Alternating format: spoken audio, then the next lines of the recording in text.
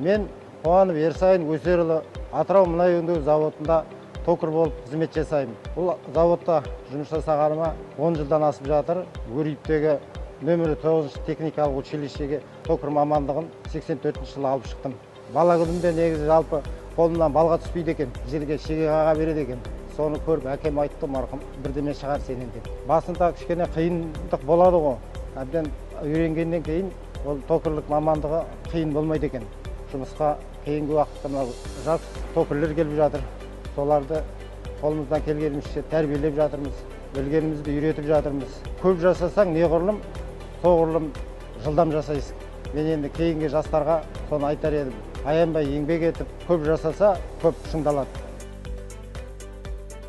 Таңертең 8-ден жұмысқа келгеннен кешке 5-ке дейін осы жерде, осы станокта берілген тапсырманы жасап беруге тырысамын.